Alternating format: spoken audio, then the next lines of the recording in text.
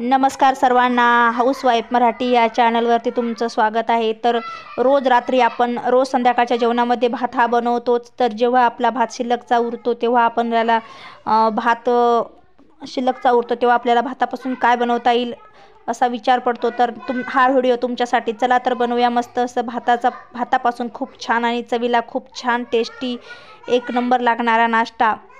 तर चला बनवूया। मी रात्रीचा उरलेला भात घेतला आहे। तर हा भात मोकळा करून घ्यायचा।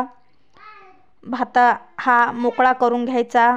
तर एका प्लेटमध्ये मी हा भात काढून घेते। एका प्लेटमध्ये हा भात काढून घ्यायचा बाउलमध्ये। नंतर हा भात मी मोकळा करून घेतला।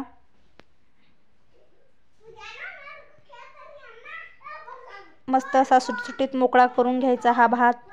नंतर याच्यामध्ये लाल तिखट टाकायचं अर्धा चम्मच, चवीपुरतं मीठ टाकायचं। नंतर मी बारीक किसलेली गाजर टाकला। नंतर एक बीट टाकलं आहे बारीक चिरलेला। बीट शरीरासाठी पौष्टिक असतं। नंतर कोथिंबीर टाकायची थोडी वरतून, हिरवी मिरची टाकायची बारीक चिरलेली, वरतून थोडंसं लिंबू पिळायचं आणि हे मिश्रण व्यवस्थित मिक्स करून घ्यायचं। तर ही भातापासून खूप छान टेस्टी रेसिपी बनून तयार होते आणि खायला पण खूप छान लागते आणि खूप लवकर बनून तयार होते। याच्यामध्ये तुम्ही दही टाकलं तरी पण खूप छान होते। दह्याने पण खूप छान टेस्ट येते या नाश्त्याला। तर तुम्ही नक्की बनवा। तर मी मस्त असं मिश्रण तयार करून घेत आहे। तर बघा, मी मिश्रण आता मस्त व्यवस्थित तयार करून घेतलं आहे। नंतर याच्यावरती या भाताच्या मिश्रणाचे छोटे छोटे असे आपण वडे बनवतो त्यानुसार हे वडे बनवून घ्यायचे। छोटे छोटे आकाराचे वडे बनवून घ्यायचे। तर मी सर्व वडे असे छोट्या आकाराचे बनवून घेतले आहेत। आता हा नाश्ता मी आप्या पात्रामध्ये बनवणार आहे। तर त्यासाठी मी आप्य पात्र गॅसवरती तापण्यासाठी ठेवलं। तर आप्य पात्र चांगलं तापू द्यायचं। तापल्यानंतर याच्यामध्ये तेल टाकून घ्यायचं आप्या पात्रामध्ये।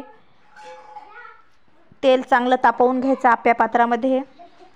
नंतर जो आपण नाश्ता बनवून घेतला होता तो या आप्या पात्रामध्ये ठेवायचा। आप्या पात्रामध्ये ठेवायचा आणि मस्त असा कुरकुरीत होईपर्यंत भाजून घ्यायचा। तर खालच्या साईडने आता हा नाश्ता भाजला आहे। तर दोन्ही साईडने व्यवस्थित हा नाश्ता भाजून घ्यायचा। तर खूप छान लागतो हा नाश्ता, तुम्ही नक्की बनवा।